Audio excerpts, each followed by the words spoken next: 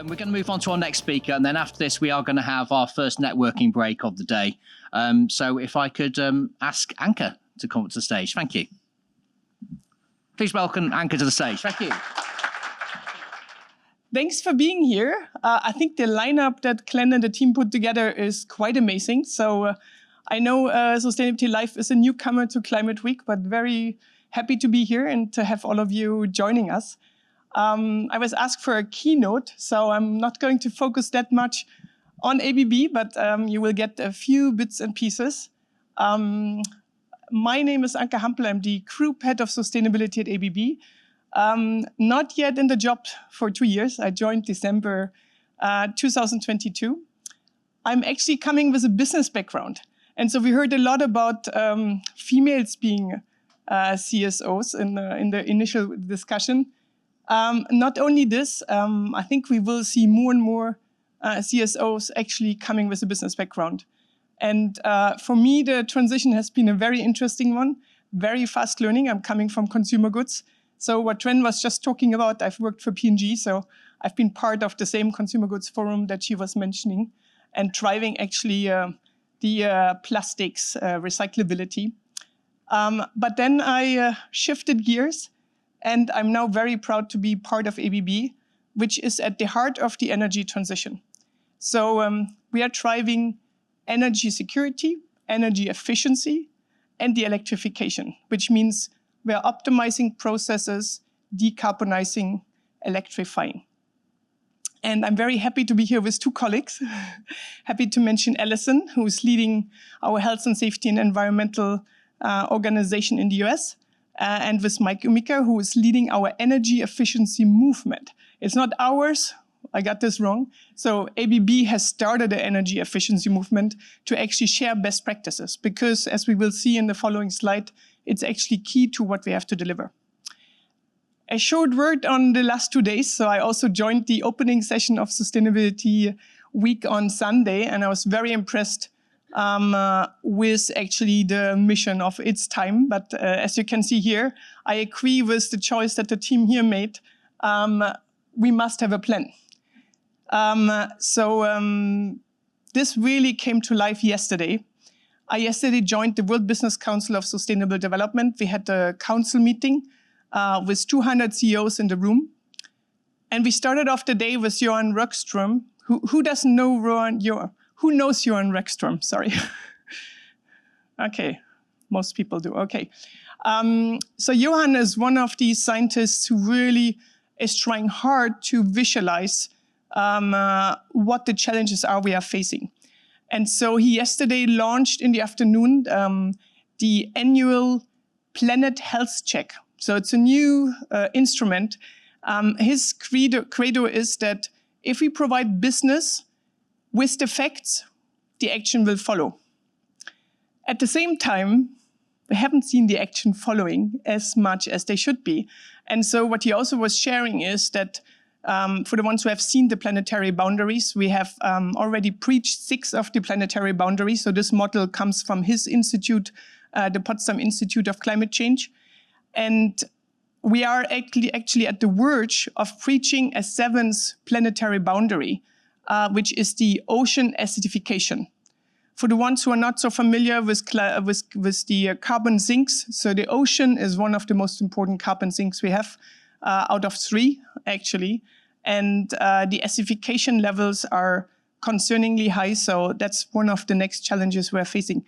And so his key message actually was that we are losing the resilience on the planet. This is a complex Earth system. Yes, we are focusing on carbon, but we also must have a plan actually on how we are looking at this complex system that consists of the ecosystem, not just the atmosphere with the carbon, which obviously we have overused as a carbon sink as well. So we actually are at a stage, based on Johan Rockström's summary yesterday, where we have used up the buffer capacity of the planet. So he used the word, we have been abusing it. We are very much at the verge of not being able to use this buffer capacity any longer. So what I'm going to share with you is actually what are we able to do? How are we able to get back on track? And what ABB is doing in this respect. The first mission, this is a pathway from the International Energy Agency, the Net Zero pathway. And what you see on there are the activities that the International Energy Agency that we are closely working with has shown as important activities that need to be put in place to still make net zero a reality by 2030 and of course also by 2050. So for 2030, we have two key activities that are highlighted there. One is we have to triple renewable energy. The latest outlook shows we are at 2.8 times developing the renewable energy capacity. And I think you're all aware that we have a major challenge with the grid capacities. We have focused on the investment into wind and solar and hydro, but we haven't really brought the grid capacity along. So that's a major part where ABB is playing. We are trying to make sure that these investments are happening. The order book is full in this area. So it's more about having the capacities and on time to actually make it happen. It's not as much the funding. Of course, we do have a lot of public investors that have not maybe gotten their act together, but actually it's capacity even on our end and our industry friends who are trying to build up the capacity as fast as possible to enable this. The other part that's important is, of course, energy storage. As we know, renewable is not always stable available, so the storage capacity is also a major investment need, and that's another area where we are supporting. With this, I come to the energy efficiency, and Mike will be pleased to see this there. We're working very closely with the International Energy Agency because energy efficiency is still not regarded as much as it should be. We do have the EP100 initiative of the climate group, which speaks about energy productivity, but most people are not as concerned or not as much focused on it. So the work that Mike has been doing is really to make many more people aware of what the opportunities are. If there is energy and emission that is not used, this is the best thing we can have.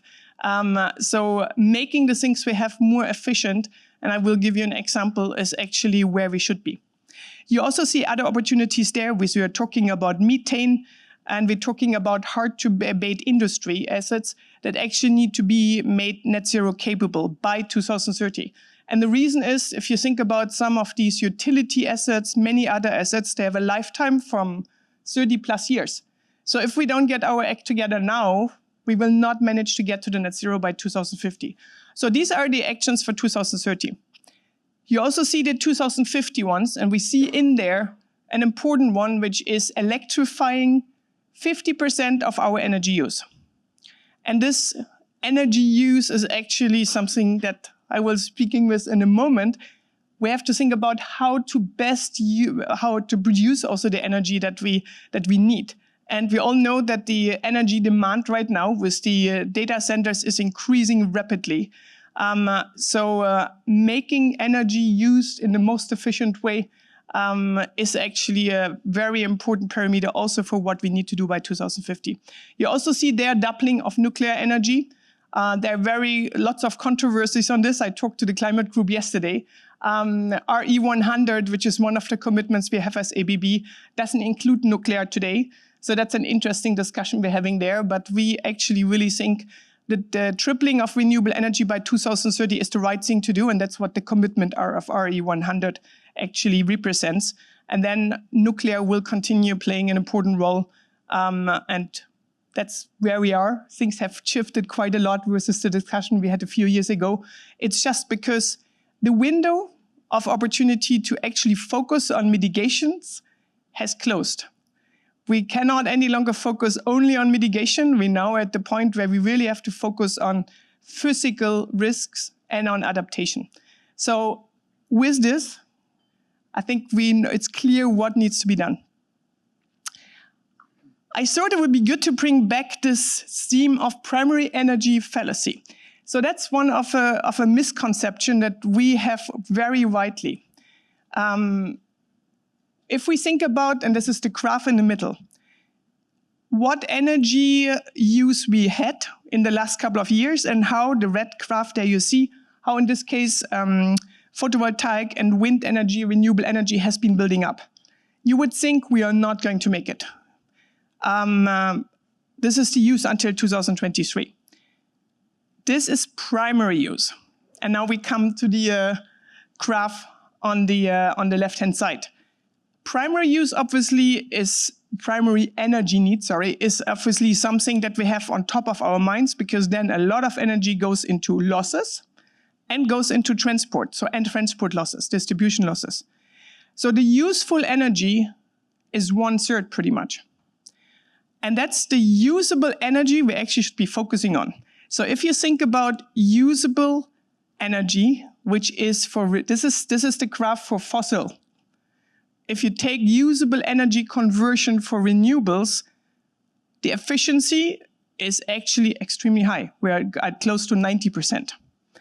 So the moment we increase the availability of renewable energy, and then think about it in terms of need for the usable energy that's required, and that's the graph then on the right-hand side there, we see that in 3 years from now, with the current increases, we will be able to supply the usable energy needs with the renewable energy. So that's a misconception that many have when they think about will it be possible or not on actually supplying renewables. We still had in 2023 1 trillion of subsidies going into fossil, despite the inefficiencies that we see on this graph here in terms of what you can get out and how you can use the energy. So that's something I hope all of you are aware of and are able to also argue in a certain sense. Renewable is there to actually make a dramatic change, not just as it's scaling up, but also in terms of efficiency of making sure we use the energy that is produced in the most effective way. How is ABB fitting into this? The purpose of ABB is actually to drive a sustainable and resource-efficient future with the technology leadership in electrification and automation. So we are playing in a lot of areas, very complex. You see in the middle, it's just a small selection of the product portfolio. And what you see then here on the left-hand side is the sectors. I'm sure you're quite familiar with these numbers. This is where the key emissions can be found. So what we are seeing is in the utility sector, we have 40% of the emissions, industry 25%, transport 22%, buildings 8%. We are able to contribute to all of these. So on the right-hand side, we see the share of the ABB orders in each of these sectors. So we have 13% of our orders supporting the decarbonization of the power sector. We have 50% of our orders, more than 50% for industry applications, 15% for transport, and 17% for buildings. So you see there a lot of different applications, things that are enabling, as I was speaking before, about renewable integrations, high efficiency motors. We'll be coming back to this example. Variable speed drives. So the majority of motors today are not using a drive, which is a big opportunity actually to make sure, as I was saying before, any energy we use should be used in the most efficient way. So this opportunity is huge. We also are working on marine and ports, so electric propulsion systems. And in the building energy management area, actually 60%, it was 80%. 80% of the orders we have in the book is actually for commercial buildings, and the smaller part for the for private properties. There's a huge potential there. I think I've seen the plan for New York City. The majority of refurbishments of where the emissions are today are actually in buildings. So we have a lot of opportunity still in the building sector also with bringing the right energy management systems in place. These are a few examples of where ABB actually has been able to support. We're talking airports, buildings, ferries, even in space. I talked about data centers. Last year, 3% of our revenues have been on data centers, and as you can imagine, it's dramatically increasing. A key component we are providing for data centers is energy security. You can imagine for data centers, you don't want the energy flow to ever be interrupted. So that's an important part that we're able to support there in terms of energy security. And of course, efficiencies. Again, we want to make sure that the energy that is enormous that goes into data centers actually is used there in the most efficient way. We also are making sure, and that's one of the key messages, that we are working on all of this in collaboration. And I mentioned to my colleagues before, I very much believe in the greenhouse gas protocol scope 3 setup that actually means double counting. And it was set up like this 13 years ago with the right thing in mind. Scope 1 and Scope 2, for your own operations, you can take care of yourself. Scope 3, on your upstream and downstream value chain, you can only take care of if you really collaborate with all the players in the value chain.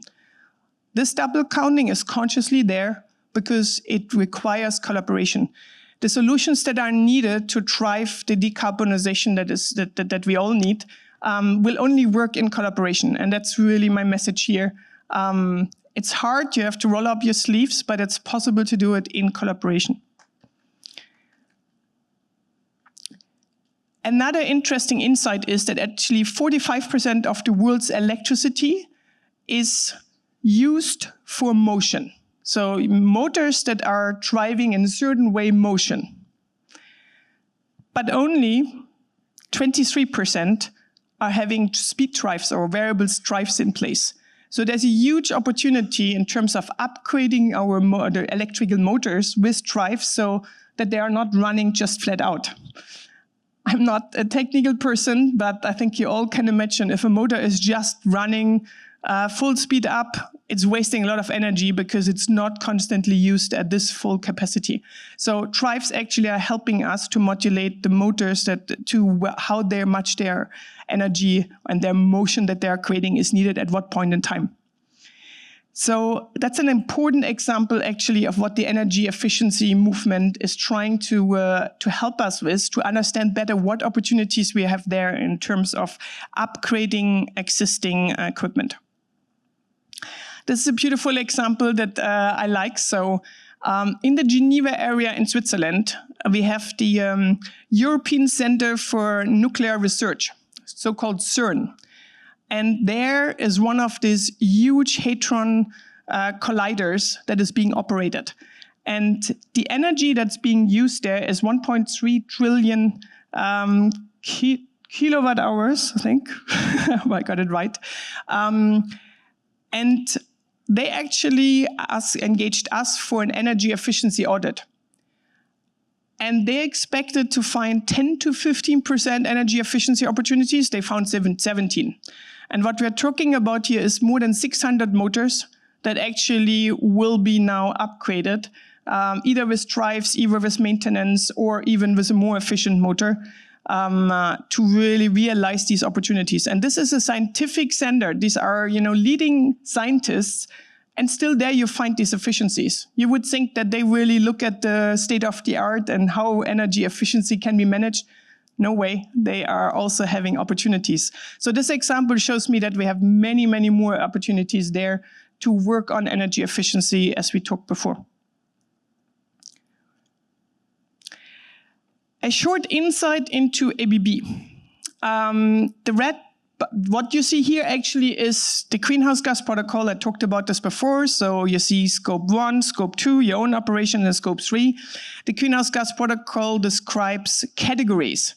So there are different categories of how you do the emissions accounting. Where do you put the emissions that you have in your value chain?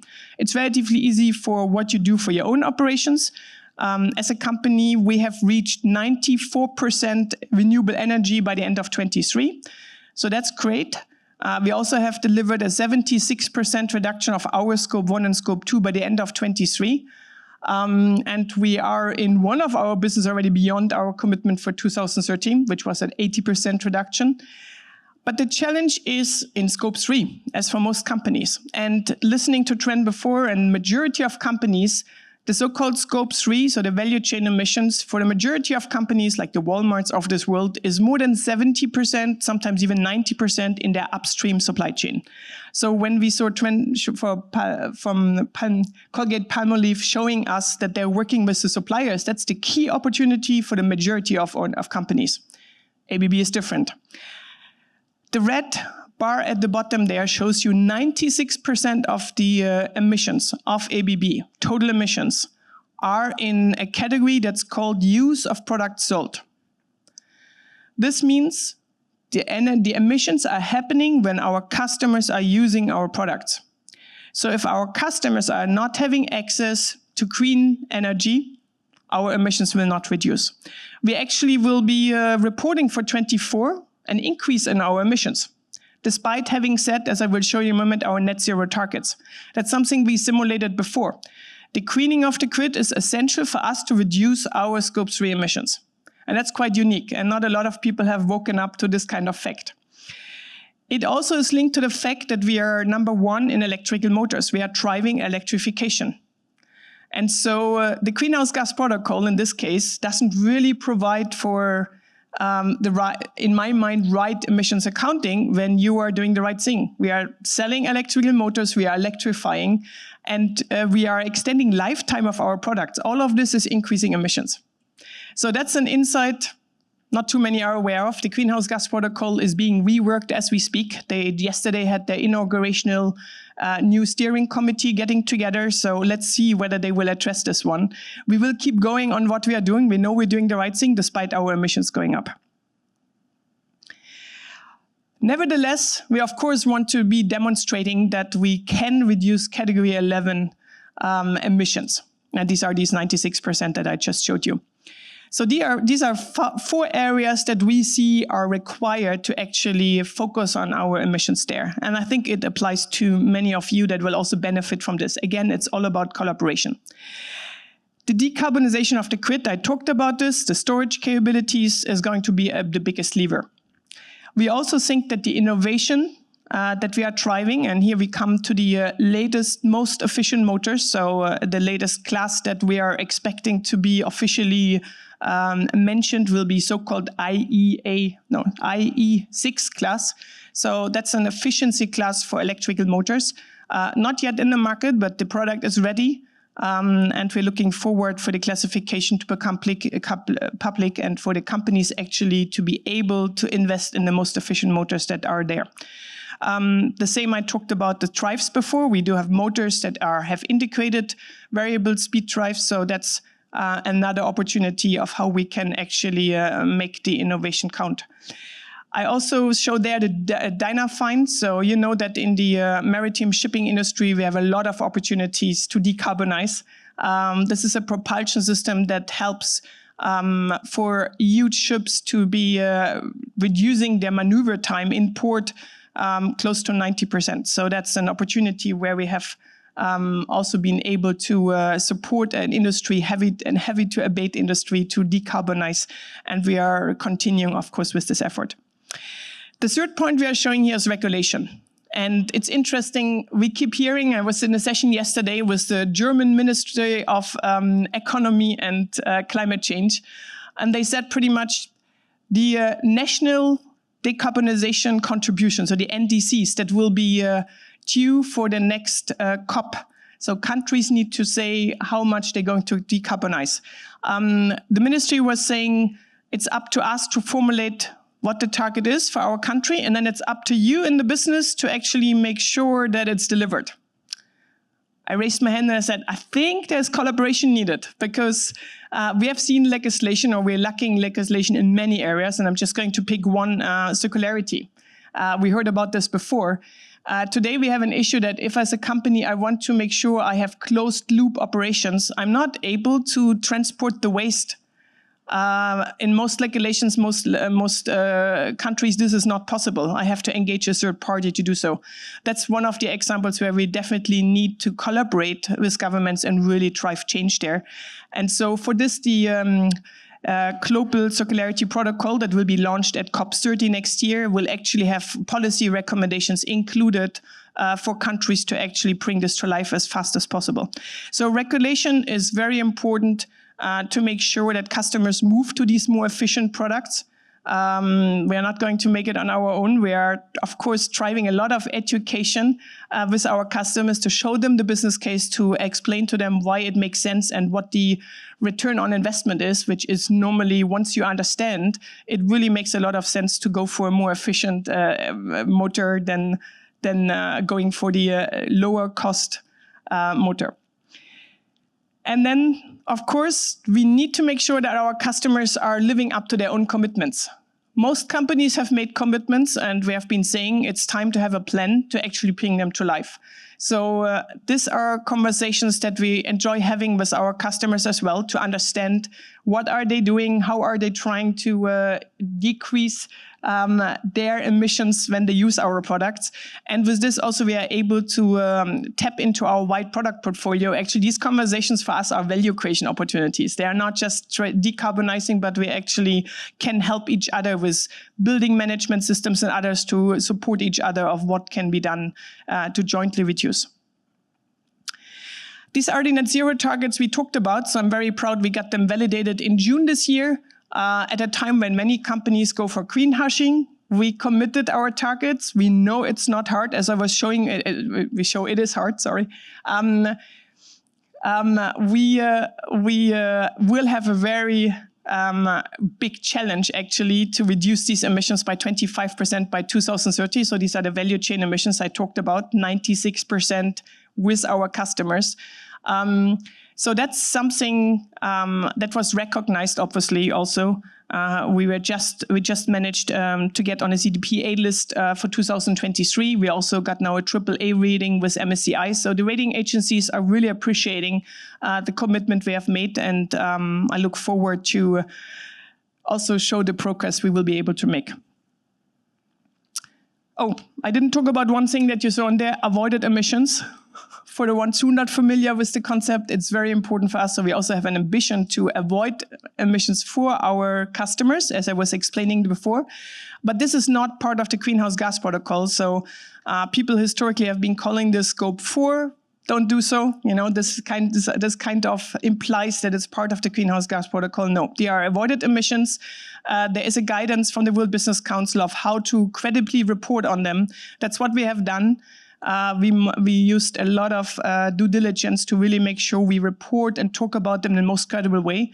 We do have other industry players who actually mix it up. You know, you put in there saved emissions and reduced emissions and come up with really big numbers. We are excluding anything that's linked to fossil. We are very strict on these, and so we have put the ambition in place there, but we also make sure we are not getting into any risk of greenwashing. What you see here is our sustainability agenda. So we run sustainability in a very decentral way. We have sustainability leads in our 19 divisions, but this is what every employee in the company, and we have 107,000 employees. I'm very proud to say that in the nearly 2 years I'm with the company, I haven't met anyone who's not passionate about sustainability. So this is the guiding principle, and we have 3 pillars there. So we are contributing to a low carbon society, as I just explained. We're also focusing on promoting social progress and on resource efficiency. I'm not going to talk about all of them, but it's quite a comprehensive program, and it helps us to focus, as we heard with the previous speaker. And I'm very proud to continue leading the company there in terms of sustainability. The progress we have made, I talked about most of it already. You see also the avoided emissions there. The thing that is quite peculiar is the Scope 3 numbers that you see at the bottom there. I think we're the only company that ever reported 2 different Scope 3 numbers. And with what I explained before, you might not be surprised. The greenhouse gas protocol, being 13 years old, is not any longer, or is not very clear on how to correctly reflect electrical motors. So in order to drive transparency on this topic, we have reported 2 numbers, and we are driving for clarity there, because as you can imagine, in the whole sustainability space, we don't have a lot of standards that actually work. And with the increasing disclosures we will see starting with Europe, as of the first quarter next year, there will be a lot of disclosure happening. And what we will find is that analysts will be scratching their head and will be wondering why these numbers are not comparable. And that's just one example. Scope 3 you can calculate for, in our case, and at least in 2 different ways, probably there are more. And so comparability, of course, is not there. It will take some time until sustainability data disclosure is actually really driving the transparency that we need, which makes companies comparable, makes it possible for the investment community to actually understand why things are different and which company has bigger opportunities or not. With this, I just close saying net zero is possible. We heard this yesterday from Jörn Rekström. We are running out of time to do so, so we have to have a plan. We need more renewables. We need energy efficiency, more electrification, as I was talking. And with this, we will be able to accelerate the energy transition by optimizing, electrifying, and with this, decarbonizing. Thanks for everyone who's joining us on this journey, and ready for your questions if we have time.